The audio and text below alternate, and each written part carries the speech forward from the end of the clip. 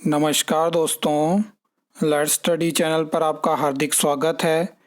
पिछले कल Himachal Pradesh high court की तरफ से एक बड़ी जजमेंट देखने को मिली, जिसमें हाई कोर्ट ने Himachal Pradesh recruitment and conditions of service of government employees act 2024 को क्वैश कर दिया है, यानी ख़त्म कर दिया है। तो हम इसमें समझेंगे कि अगर एक्ट ख़त्म हुआ है तो जॉब ट्रेनी पॉलिसी का क्या होगा, क्योंकि आपने देखा कि अभी जॉब ट्रेनी पॉलिसी के अकॉर्डिंग ही हिमाचल प्रदेश में सारी रिक्रूटमेंट आपको देखने को मिली है। तो बहुत सारी चीज़ों के ऊपर हम बात करेंगे, डिटेल में बात करेंगे। वीडियो लंबी होगी, लेकिन यहाँ से थोड़ा बहुत आइडिया आपको हो जाएगा कि आगे क्या क्या हो सकता है।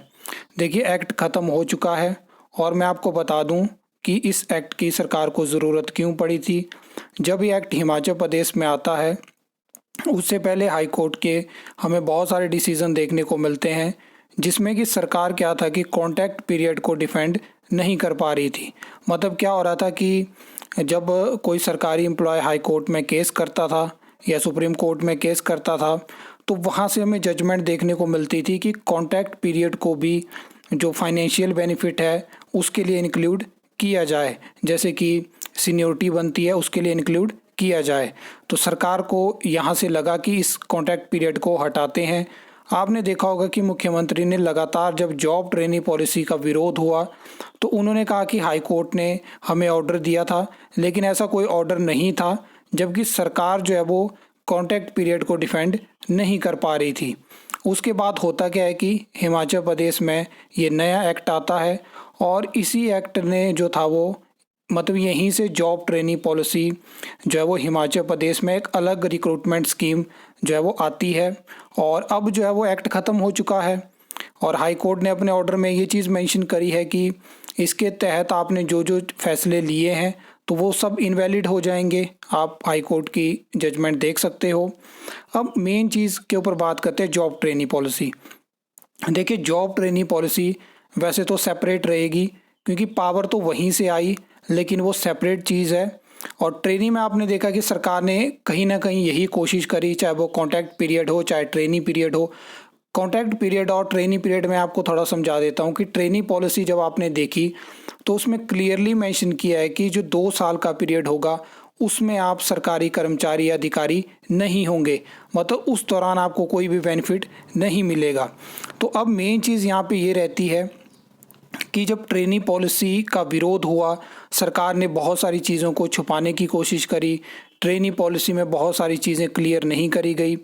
लेकिन अब जो है ट्रेनी पॉलिसी, मैंने आपको बताया है तो सेपरेट, लेकिन बहुत ईज़िली जो है वो उसको चैलेंज किया जा सकता है कोर्ट में, क्योंकि ये एक्ट जो था ये शील्ड की तरह काम कर रहा था। किसी एक्ट से कोई पॉलिसी निकल के आती है और जब एक्ट ही ख़त्म हो जाएगा तो पॉलिसी का क्या वजूद रहता है। लेकिन अब यहाँ पे बड़ा सवाल है कि बहुत सारी रिक्रूटमेंट हो चुकी है। हाई कोर्ट ने इस जजमेंट को इम्प्लीमेंट करने के लिए 3 महीने का शायद टाइम दिया है और यहाँ पे इस टाइम पे सरकार के पास ये भी पावर रहेगी कि सरकार सुप्रीम कोर्ट भी जा सकती है, जो कि 2-3 दिन में हमें जानकारी हो जाएगी कि क्या सरकार सुप्रीम कोर्ट जाती है। आपने देखा कि जॉब ट्रेनी पॉलिसी में ऐसा नहीं है कि सभी पोस्ट में उसको में रखा गया। मैंने आपको एक वीडियो के माध्यम से ये भी जानकारी दी है कि कौन सी पोस्ट पे जॉब ट्रेनी पॉलिसी इम्प्लीमेंट नहीं होती है। अब देखिए कि कहीं ना कहीं चाहे कॉन्ट्रैक्ट पीरियड था चाहे आपका जॉब ट्रेनिंग पीरियड है, सरकार यही चाहती है कि मतलब डायरेक्ट चाहे आप कमीशन से आओ, बैच वाइज आओ, तो जल्दी से किसी कर्मचारी अधिकारी को हायर ग्रेड पे ना देना पड़े, इसीलिए कॉन्ट्रैक्ट पीरियड को इंट्रोड्यूस किया गया था।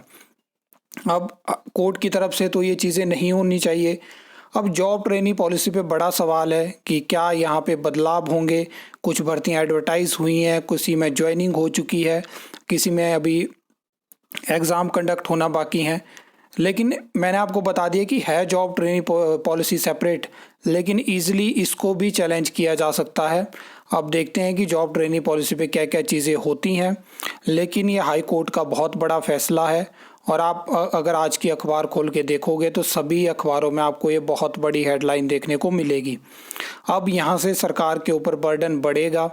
1,10,000 करोड़ का हिमाचल प्रदेश सरकार पे लोन हो चुका है और अभी भी बहुत सारे जो डीए है, और एरियर है वो सरकार को देना है।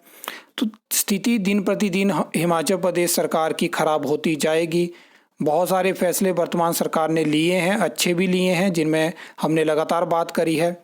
लेकिन आपने ओपीएस के चक्कर में हिमाचल प्रदेश में जो यंग जनरेशन है, जो आपसे उम्मीद करती है कि आप कहीं ना कहीं एम्प्लॉयमेंट दोगे, उसमें आपने जो फैसले लिए हैं वो लगभग 90% खराब फैसले हैं और लगातार मैं उनके बारे में बात करता हूं।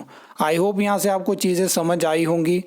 और इसके अलावा भी कोई आपका प्रश्न बचता है या आपके पास कोई एडिशनल खबर है या आपको लगता है कि मैंने कोई गलत चीज़ बताई, तो आप कमेंट सेक्शन में कमेंट करके बता सकते हो। आई होप आपको ये वीडियो अच्छी लगी होगी, इन्फॉर्मेटिव लगी होगी। तो वीडियो को लाइक कमेंट शेयर कर सकते हो, चैनल को सब्सक्राइब कर सकते हो फर्दर न्यू अपडेट्स के लिए।